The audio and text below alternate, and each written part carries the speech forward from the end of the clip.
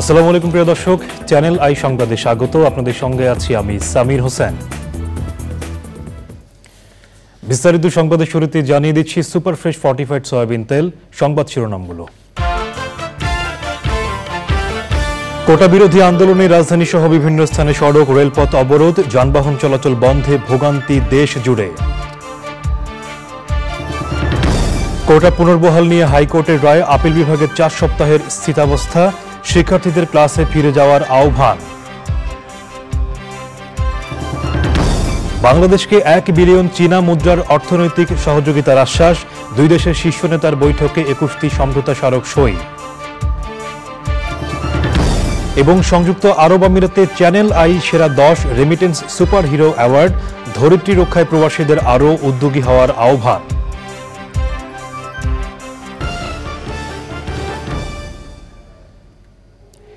এছাড়াও নিটলটাটা বিশেষ সংবাদে থাকছে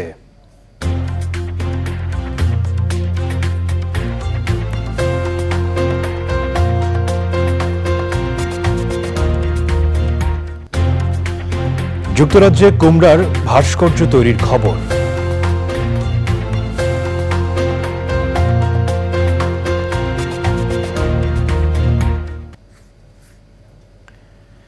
সংবাদ শিরোনামগুলো জানাচ্ছিলাম। এখনকার এই সংবাদ আয়োজন একই সঙ্গে চ্যানেল আইয়ের ইউটিউব চ্যানেলে এবং চ্যানেল আইয়ের ওটিটি প্ল্যাটফর্ম আই স্ক্রিনে লাইভ স্ট্রিম হচ্ছে। এবারে বিস্তারিত। সরকারি চাকরিতে কোটা বাতিলের দাবিতে চলমান আন্দোলনের সবশেষ তথ্য জানতে আমরা সরাসরি চলে যাচ্ছি রাজধানীর শাহবাগে। সেখানে রয়েছেন শহীদুল্লাহ রাজু। রাজু, শিক্ষার্থীদের অবরোধ এবং পরবর্তী কর্মসূচি সম্পর্কে আমাদের জানান। আজ সারাদিন তো ব্লকেট ছিল।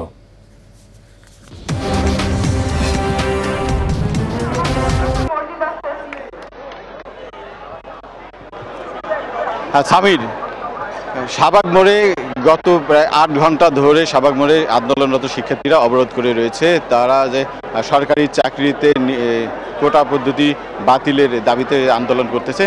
এই আন্দোলনকারী শিক্ষার্থীরা ঢাকার বিভিন্ন পয়েন্টে অবরোধ করেছিল। তাদের আজকের কর্মসূচি সকাল 10টা থেকে সন্ধ্যা 6টা পর্যন্ত যে কর্মসূচি, সেই কর্মসূচি তারা পালন করছে এবং ঢাকার বিভিন্ন point, science lab, Shahbag, Bangla motor, Farmgate, Karwan বাজার, তাঁতিবাজার, চানখারপুল, হাইকোর্ট মোড়, মৎস্য ভবন থেকে মহাখালী থেকে ঢাকা সর্বত্র এবং সারা দেশে তাদের যে কর্মসূচি, সেই কর্মসূচি পালন করছে। তাদের দাবি ছিল যে সরকারি চাকরির সকল গ্রেডে অযৌক্তিক এবং বৈষম্যমূলক কোটা পদ্ধতি বাতিল করে এবং সংসদে আইন পাশ করে শুধু অনগ্রসর জনগোষ্ঠীর জন্য ন্যূনতম একটা কোটা রেখে যেন আইন পাশ করা হয় এবং সে দাবি আদায় না হওয়া পর্যন্ত তার কর্মসূচি পালন করে যাবে বলে তারা জানিয়েছে। এবং 8 ঘন্টা ধরে শাহবাগ তারা অবরোধ করে রেখেছে এবং তাদের অবরোধে ঢাকা শহর কার্যত অচল হয়ে রয়েছে। আপনি দেখতে পাচ্ছেন যে ঢাকায় এখন কিন্তু নামাজের বৃদ্ধি চলছে এবং কিছুক্ষণ পর তারা যে কোটা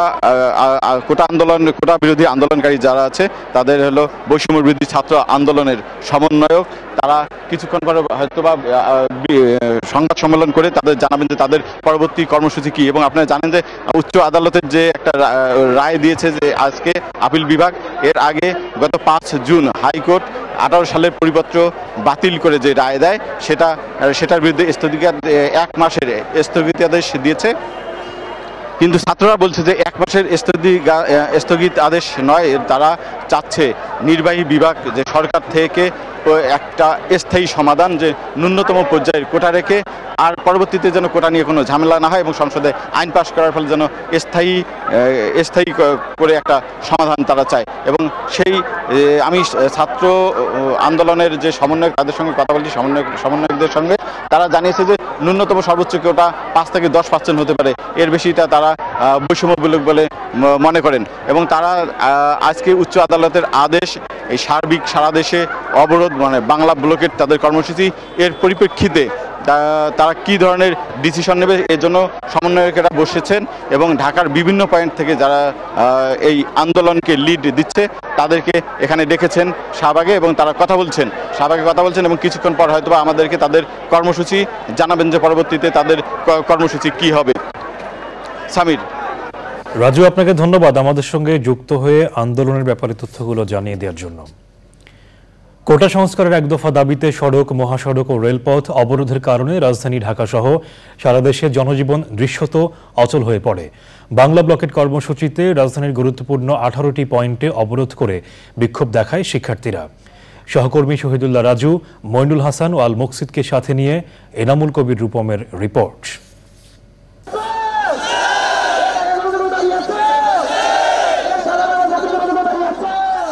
সকাল 10:30টার দিকে মিছিল নিয়ে একযোগে Shahbag, science lab, Katabon, Nilkhet, Bangla motor, মৎস্য ভবন, কাউরান বাজার, শিক্ষা ভবন, চানখারপুল ও নিমতলী এলাকায় সড়ক অবরোধ করলে যানবাহন চলাচল বন্ধ হয়ে যায়। ক্রমেই দীর্ঘ থেকে দীর্ঘতর হয় যানবাহনের সারি। মৎস্য ভবন ক্রসিংয়ে বিক্ষোভকারীরা আটকে দেয় সচিবালয়মুখী দক্ষিণ কোরীয় দূতাবাসের একটি পতাকাবাহী গাড়ি। চানখারপুল ফ্লাইওভার এলাকায় অবরোধে আটকা পড়ে অসংখ্য যানবাহন। সেখানে মিছিল নিয়ে অবরোধে যোগ দেয় বেগম বদরুন্নেসা সরকারি মহিলা কলেজের ছাত্রীরা।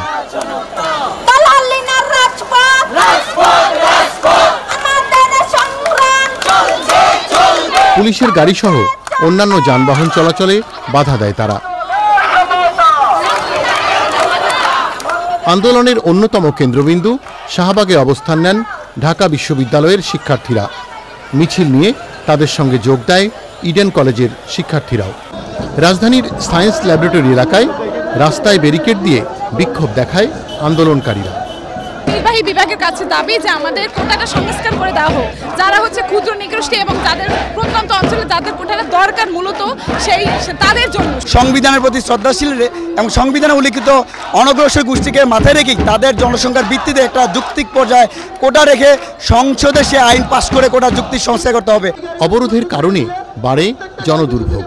রোগী নিয়ে ঢাকা মেডিকেল কলেজ হাসপাতালে আসা স্বজনরা বিপাকে পড়েন। দুর্ভোগটাও দেখতে হবে, মানুষের যানবাহন চলাচলে অনেক অসুস্থ মানুষ আছে, বিভিন্ন কাজে বের হয়, যানবাহনটাকেও কিছুটা শিথিল করা দরকার। যেতে পারছি না বাসায়, এই গরমের মধ্যে হেঁটে যাওয়াও সম্ভব না। আর সবাই আমাদের মতো সেম এজের না, অনেক ওল্ডার এজের মানুষ আছে, তাদের হাঁটতে অনেক সমস্যা হচ্ছে। চট্টগ্রাম, ময়মনসিংহ, গাজীপুর ছাড়াও রাজধানীর মহাখালী এলাকায় ট্রেন চলাচলে বাধা দেয় শিক্ষার্থীরা। কাউরান বাজার রেল ক্রসিংয়ে কাঠের গুঁড়ি ফেলে শিক্ষার্থীরা বিক্ষোভ শুরু করলে ঢাকার সঙ্গে সারা দেশের রেল যোগাযোগ বন্ধ হয়ে যায়। 5 ঘন্টা পর আবার স্বাভাবিক হয় ট্রেন চলাচল। আন্দোলনকারীদের বাধার মুখে তেজগাঁও এলাকায় এলিভেটেড এক্সপ্রেসওয়েতে নামার পথে যানবাহন চলাচল বন্ধ থাকে। এরই মধ্যে দুপুরে খবর আসে কোটা নিয়ে হাইকোর্টের রায়ের উপর 4 সপ্তাহের স্থিতিবস্থা দিয়েছে আপিল বিভাগ। এতে কোনো প্রতিক্রিয়া নেই বলেছে আন্দোলনকারী শিক্ষার্থীরা। হাইকোর্টের কাছে আমাদের কোনো দাবি নেই, আমাদের দাবি হচ্ছে সরকারের কাছে বা নির্বাহী বিভাগের কাছে। আমাদের কোটা হচ্ছে, আমরা চাচ্ছি যে সর্বোচ্চ 5% কোটা বহাল থাকবে। এক্ষেত্রে হচ্ছে ক্ষুদ্র নিগোষ্ঠী আর প্রতিবন্ধী এবং মুক্তিযোদ্ধা মিলে সর্বোচ্চ 5%। আমাদের দাবি হলো সংস্কার 5 থেকে 10%-এর মধ্যে সীমাবদ্ধ থাকবে। Enamul Kabir Rupam, channel I, Dhaka. কোটা পুনর্বহাল সংক্রান্ত হাইকোর্টের রায়ের ওপর 4 সপ্তাহের স্থিতাবস্থা জারি করেছেন আপিল বিভাগ। আন্দোলনরত শিক্ষার্থীদের ক্লাসে ফিরে পড়াশোনায় মনোযোগী হওয়ার আহ্বান জানিয়েছেন প্রধান বিচারপতি। আর শিক্ষকদের উদ্দেশ্যে বলেছেন তারা যেন শিক্ষার্থীদের শিক্ষা প্রতিষ্ঠানে ফিরিয়ে নেন। অ্যাটর্নি জেনারেল জানিয়েছেন আদালতের আদেশের ফলে সরকারি চাকরিতে নিয়োগের ক্ষেত্রে 9ম থেকে 13তম গ্রেড পর্যন্ত কোটা পদ্ধতি বাতিল করে 2018 সালে জারি করা পরিপত্র বহাল থাকল। মাজহারুল হক মান্নার রিপোর্ট। সরকারি চাকরিতে নিয়োগের ক্ষেত্রে 9ম ও 13তম গ্রেড পর্যন্ত কোটা পদ্ধতি বাতিল করে 2018 সালের 4 অক্টোবর পরিপত্র জারি করে জনপ্রশাসন মন্ত্রণালয়। এর বৈধতা চ্যালেঞ্জ করে 2021 সালে রিট করেন চাকরি প্রত্যাশী ও মুক্তিযোদ্ধার সন্ধান জাহিদুল ইসলাম সহ 7 জন। রিটের শুনানি শেষে 2021 সালের 6 ডিসেম্বর হাইকোর্ট রুল দেন। রুলের শুনানি শেষে 5 জুন কোটা পদ্ধতি পুনর্বহালের পক্ষে রায় দেন হাইকোর্ট। এই রায় স্থগিত চেয়ে রাষ্ট্রপক্ষ আপিল বিভাগে আবেদন করে। এই অবস্থায় হাইকোর্টের রায়ের বিরুদ্ধে 2 শিক্ষার্থী মঙ্গলবার আবেদন করেন। উভয় পক্ষের বক্তব্য শুনে প্রধান বিচারপতির নেতৃত্বাধীন বেঞ্চ আদেশ দেন। 4 সপ্তাহের জন্য স্ট্যাটাস কো হয়েছে। আগামী 7-8 তারিখে আবার এই মামলাটা কজ লিস্টে আসবে এবং এই স্ট্যাটাস কো আদেশ দেওয়ার পর আদালত আরও 2টা নির্দেশনা দিয়েছেন, 3টা নির্দেশনা দিয়েছেন। একটা হচ্ছে স্টুডেন্টদেরকে, আন্দোলনকারী ছাত্রছাত্রী যারা রয়েছে তাদেরকে ক্লাসে ফিরে যাওয়ার জন্য বলেছেন এবং ভাইস চ্যান্সেলর মহোদয় যারা রয়েছেন তাদেরকে শান্তিপূর্ণ পরিবেশ বজায় রাখার জন্য বলেছেন। আর আন্দোলনকারী শিক্ষার্থীরা এইসিপি যখন হিয়ারিং হবে তারাও আইনজীবীর মাধ্যমে অংশগ্রহণ করতে পারবে। আপিল বিভাগের আদেশের ব্যাখ্যা দেন উভয় পক্ষের আইনজীবী। এখন শুনেন যে অবস্থা ছিল আগে রায়ের আগে সেই অবস্থা, কারণ এখন যে স্ট্যাটাস কো বলছে সাবজেক্ট ম্যাটারে তো এটা ছিল, এটা বাতিল করা ছিল না, সেই ক্ষেত্রে বাতিল আছে। এখন যেই নতুন যেগুলো আছে, যেগুলো পুরো যে বিজ্ঞাপন আছে, যেগুলো বিজ্ঞপ্তিত হয়েছে সেগুলোতে কোটা পদ্ধতি লাগবে না। পরবর্তী নতুনটা যদি করতে হয় তাহলে এখন আপাতত কিছু করবে না, মামলাটা 7 তারিখে শুনানি হবে, তখন কোর্ট ঠিক করবে। এটা 2018 সালে কোটা প্রথা বাতিল করে যে প্রজ্ঞাপন জারি করা হয়েছিল সেই প্রজ্ঞাপনটা বহাল থাকবে এবং বিসিএস সহ প্রথম এবং দ্বিতীয় ক্লাসের নিয়োগে, গ্রেডের নিয়োগে কোটা প্রথা ফলো করা হবে না। আইনজীবী জানিয়েছেন মামলার পরবর্তী শুনানি 7ই আগস্ট। মাঝহলক মান্না, চ্যানেল আই, ঢাকা। সরকারের আন্তরিকতার অভাবে বিশ্ববিদ্যালয় শিক্ষক, কর্মকর্তা ও কর্মচারীদের আন্দোলন দীর্ঘ হচ্ছে বলে মন্তব্য করেছেন শিক্ষকরা। তারা বলছেন, সর্বাত্মক কর্মবিরতি আরও চললে শিক্ষার্থীদের যে ক্ষতি হবে তা পুষিয়ে নেওয়া কঠিন হবে। আর শিক্ষার্থীরা বলছেন, যৌক্তিক সব দাবি মেনে নেওয়া উচিত।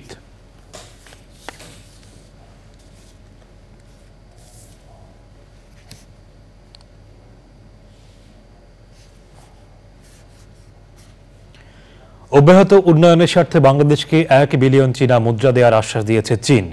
চীন সফরের তৃতীয় দিন সেদেশের প্রেসিডেন্ট শি জিনপিং এবং প্রধানমন্ত্রী লি কিয়াংয়ের সঙ্গে প্রধানমন্ত্রী শেখ হাসিনার বৈঠকে জানানো হয়, বাংলাদেশের অগ্রযাত্রায় সব ধরনের সহযোগিতাও দেবে চীন।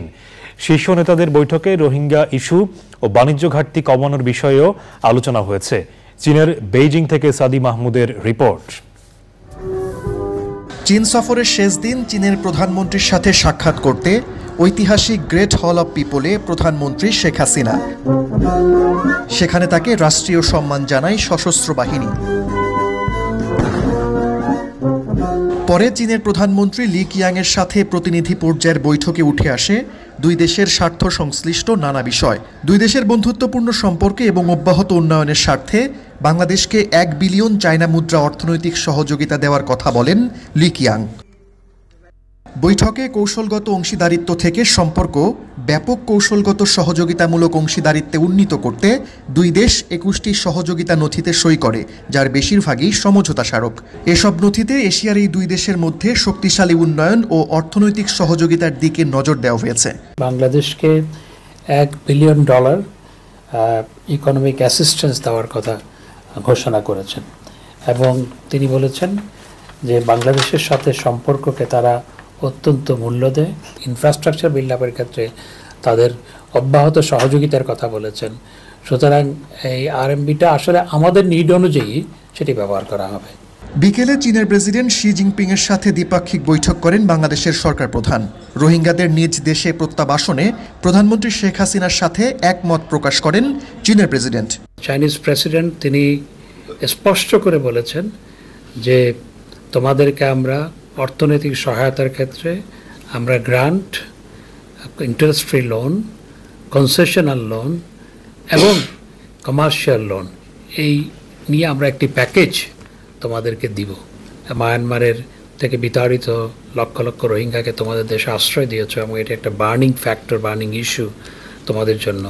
আমরা এটি সমাধানকল্পে আমরা সর্বতোভাবে তোমাদেরকে সহায়তা করব এবং বর্তমানে মায়ানমারের যে পরিস্থিতি সেটা উল্লেখ করে তিনি বলেছেন মায়ানমার সরকার এবং প্রয়োজনে আরকান আর্মির সাথেও তারা যোগাযোগ করে এই সমস্যার সমাধান করবে।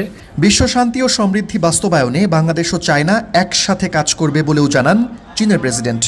বেইজিংয়ের গ্রেট হল অব পিপলে বাংলাদেশ ও চীনের শীর্ষ নেতাদের বৈঠক শুধু দ্বিপক্ষীয় সম্পর্কের পরিমণ্ডলেই সীমাবদ্ধ থাকেনি, বরং পরিবর্তিত আঞ্চলিক ও বৈশ্বিক প্রেক্ষাপটে ভূ রাজনীতি আর ভূ অর্থনীতির অনেক কিছুই প্রাসঙ্গিকভাবে গুরুত্ব পেয়েছে। পাশাপাশি যে সমঝোতা স্মারকগুলো সই হলো তাতে করে বাংলাদেশের অব্যাহত উন্নয়ন কর্মকাণ্ড আরও ত্বরান্বিত হবে বলে আশা করা হচ্ছে। চীনের বেইজিং থেকে সাদি মাহমুদ, চ্যানেল আই।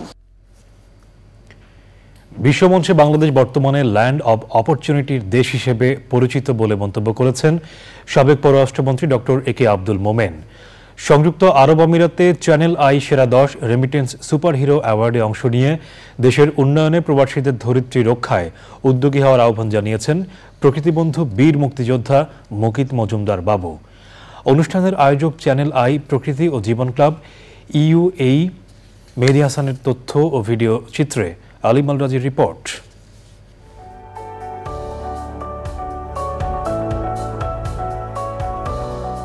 ঘুরছে অর্থনীতির চাকা, নানান সূচকে এগিয়ে যাচ্ছে বাংলাদেশ। উন্নয়নের এই গল্পকথার অন্যতম অংশীদার রেমিটেন্স যোদ্ধারা।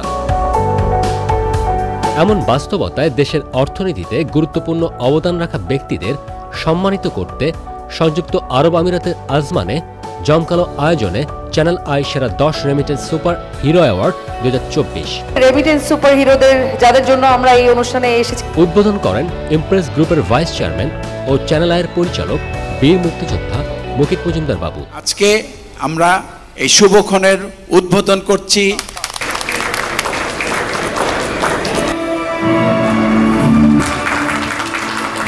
সেরা 10 রেমিটেন্স সুপার হিরোর পাশাপাশি বিশেষ সম্মাননা জানানো হয় ইউএই কমিউনিটির বিশিষ্টজনদের। রেমিটেন্স যোদ্ধারা বিপুল পরিমাণ বৈদেশিক মুদ্রা পাঠিয়ে শুধু দেশকেই সমৃদ্ধ করছেন না, বরং গুরুত্বপূর্ণ অবদান রাখছেন সংযুক্ত আরব আমিরাতের আর্থসামাজিক প্রেক্ষাপটেও। ব্যক্তিগত বা ইন্ডিভিজুয়াল কন্ট্রিবিউশন একটা স্বায়ত্তশাসিত, একটা সরকারি, বেসরকারি বা সমাজকে উপকৃত করতে পারে। আমি স্যালুট জানাই মুকিত মজুমদার বাবুকে। আমাদের দেশকে না, শুধু সমগ্র বিশ্বে আপনি একটা উদাহরণ স্থাপন করতে যাচ্ছেন। আপনারা যারা বিদেশ থেকে দেশে টাকা পাঠান এবং আমাদের যে বাংলাদেশের যে অর্থনৈতিক অবস্থা, সেই অর্থনৈতিক অবস্থাকে আপনারা অনেক উন্নত করেছেন, কারণ আপনারা রেগুলার দেশে পাঠাচ্ছেন এবং আপনাদের পরিবারের সবাইকে সচ্ছলভাবে জীবনযাপন করার জন্য সাহায্য করছেন। তাদের সবার জন্য আমার অনেক শুভেচ্ছা থাকলো। এটি চ্যানেল আইয়ের একটি ভালো উদ্যোগ, আমি এটিকে স্বাগত জানাই। অর্থনৈতিকভাবে একটি শক্তিশালী মর্যাদা সম্পন্ন জাতি হিসেবে যারা পরিচয় করে দিচ্ছে, সেই আমাদের প্রবাসী ভাই বোনেরা, তাদের সম্মানে, তাদের সম্মান জানানো আমাদের দায়িত্ব। আমরা প্রবাসে থাকি, দেশে থাকি, সবাই যদি নিজেকে স্মার্ট সিটিজেন হিসাবে যদি আত্মপ্রকাশ করতে পারি, তাহলেও কিন্তু স্মার্ট বাংলাদেশ রূপান্তরে আমরা অত্যন্ত গুরুত্বপূর্ণ ভূমিকা পালন করতে পারি। পরিবর্তিত বিশ্ব ব্যবস্থায় খাপ খাইয়ে নিতে প্রবাসীদের দক্ষতা উন্নয়নের পাশাপাশি প্রাণ প্রকৃতি রক্ষায় কার্যকর অংশগ্রহণের আহ্বান জানানো হয়। এই অনুষ্ঠানটির মধ্য দিয়ে সংযুক্ত আরব আমিরাতে এবং পৃথিবীর বিভিন্ন দেশে যারা আমাদের দেশে বৈধ পথে তাদের উপার্জিত অর্থকে পাঠান, তাদেরকেই আজকে সম্মান জানানো হচ্ছে। আপনারা বিদেশে বসে কিন্তু যে কাজটি করছেন, সেটা কিন্তু বাংলাদেশকে ভালো রাখার জন্য, আপনাদের পরিবারকে ভালো রাখার জন্য। নানা ধরনের প্রফেশন, নানা ধরনের অ্যাক্টিভিটিস, কিন্তু সবচেয়ে বড় কথা হলো দেশটা কিন্তু আমাদের এক। বাংলাদেশকে ভালো রাখার দায়িত্ব আমাদের সবার। আমাদের হাতগুলো যদি এক করি, তাহলে আমরা ভালো থাকবো, আমাদের ভবিষ্যৎ প্রজন্ম ভালো থাকবে, বাংলাদেশটা ভালো থাকবে। এবং সেই বাংলাদেশকে ভালো রাখার জন্যই কিন্তু আজকে আমরা এখানে, এবং বাংলাদেশকে আপনারা যারা ভালো রাখছেন এবং যারা রেমিটেন্স পাঠিয়ে বাংলাদেশকে সমৃদ্ধ করছেন, তার সেই যোদ্ধাদের সবাইকে অনেক অনেক শুভেচ্ছা এবং ধন্যবাদ। পৃথিবীর 3টি দেশ যারা সবচেয়ে বেশি উন্নয়ন করছে, তার মধ্যে বাংলাদেশ একটা। তলাবিহীন জুড়ির বাংলাদেশ এখন একটা is a vibrant economy, land of opportunity. Land of opportunity এটা সম্ভব হয়েছে। অবস্থা ভালো হচ্ছে, কিন্তু আমাদের চ্যালেঞ্জের শেষ নাই। আমরা প্রকৃতির দিকে তাকাই নাই। We have to live with the nature. আমাদের যারা এই সম্পর্কে সম্পৃক্ত তাদের বলেছি যে আপনারা নেচারকে সামনে নিয়ে প্রোগ্রামগুলো করেন। কারণ শেষে আজমানের স্থানীয় ও বাংলাদেশের জনপ্রিয় শিল্পীরা মনোজ্ঞ সাংস্কৃতিক অনুষ্ঠান পরিবেশন করেন।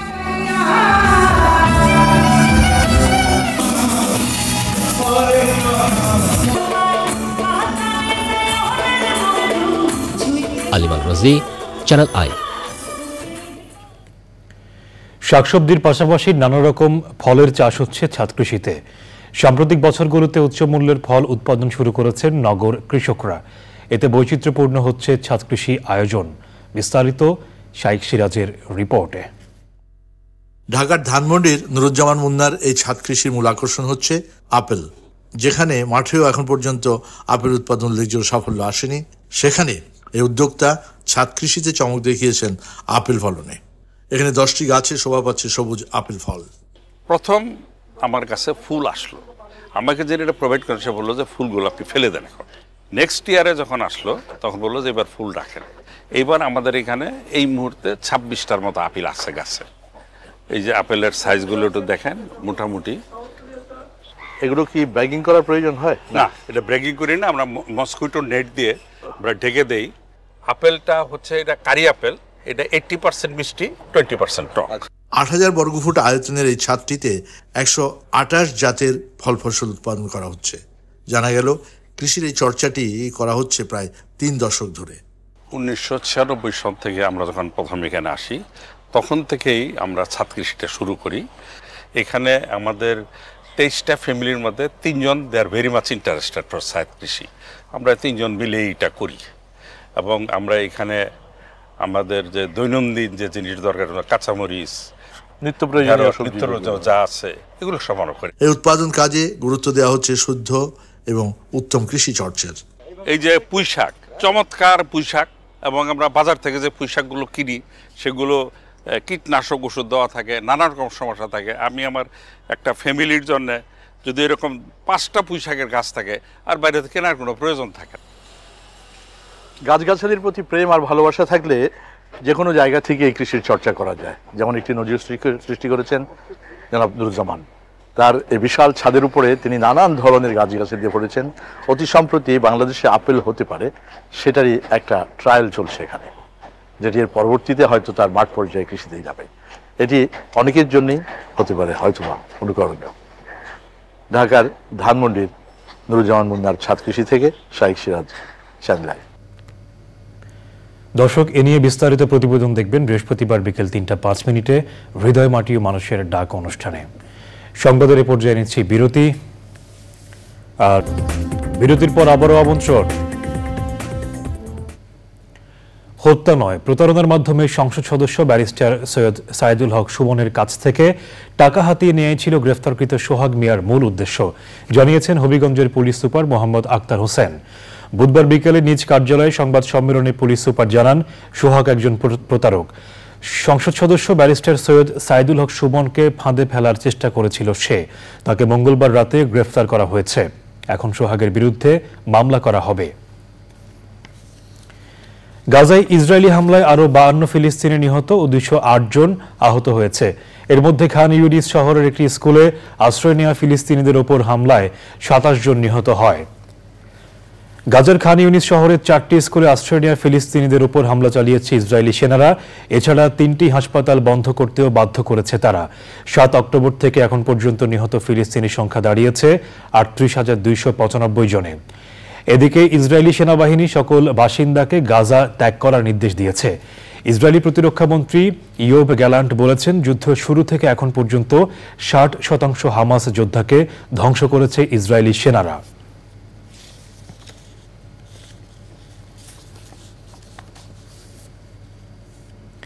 এবারে আই স্ক্রিন সাংস্কৃতিক সংবাদ।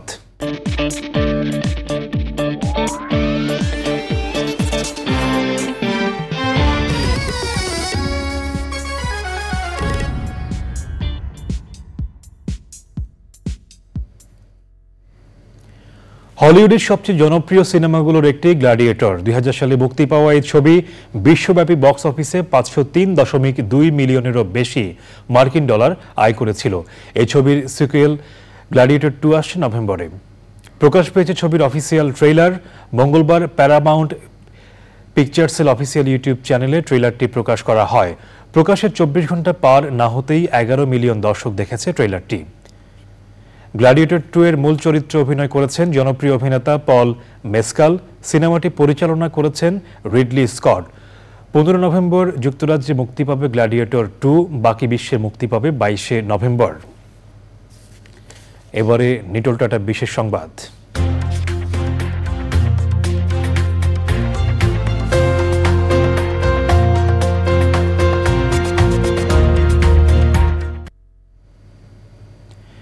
বিশ্বের নানা ধরনের ভাস্কর্যের খবর সবার জানা, তবে কুমড়ার ভাস্কর্য তৈরির খবর হয়তো কম মানুষই জানে। এবার লন্ডনের কিংস্টন পার্কে বিশাল এক কুমড়ার ভাস্কর্য তৈরি করেছেন জাপানের ওয়াওই কুসামান নামে একজন শিল্পী। এটাই বর্তমানে বিশ্বের সবচেয়ে বড় কুমড়ার ভাস্কর্য। ইতিমধ্যে ভাস্কর্যটি দর্শনার্থীদের জন্য উন্মুক্ত করে দেওয়া হয়েছে। হলুদ রঙের ব্রোঞ্জের তৈরি কুমড়ার ভাস্কর্যটি 6 মিটার লম্বা ও 5 মিটার প্রস্থ, যা অনেকটা ছোট ভবনের মতো। কিংস্টন পার্ক কর্তৃপক্ষ বলছে, এমন ব্যতিক্রমধর্মী ভাস্কর্য সহজেই দর্শনার্থীদের আকৃষ্ট করবে বলে তাদের ধারণা। এবারে কৃষি সংবাদ।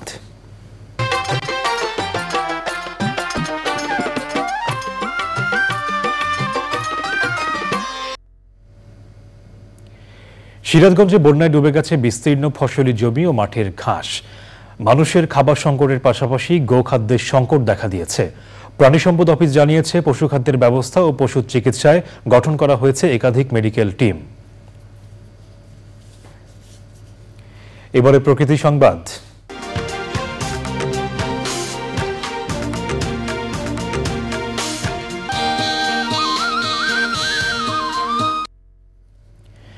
বৃক্ষ দিয়ে সাজাই দেশ, সমৃদ্ধ করি বাংলাদেশ প্রতিবাদে দেশি বিদেশি বিভিন্ন গাছের সমারোহে কুমিল্লায় শুরু হয়েছে বৃক্ষ মেলা। সর্বনিম্ন 30 টাকা থেকে সর্বোচ্চ 1.5 লাখ টাকার গাছ পাওয়া যাচ্ছে মেলায়। এক প্ল্যাটফর্মে পছন্দের সব গাছ পেয়ে খুশি বৃক্ষপ্রেমীরা।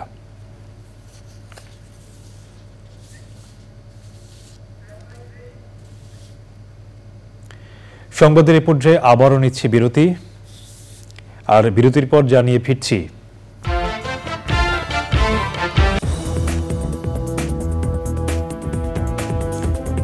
বিরতির পর আরো একবার আমন্ত্রণ। এবারে খেলার খবর।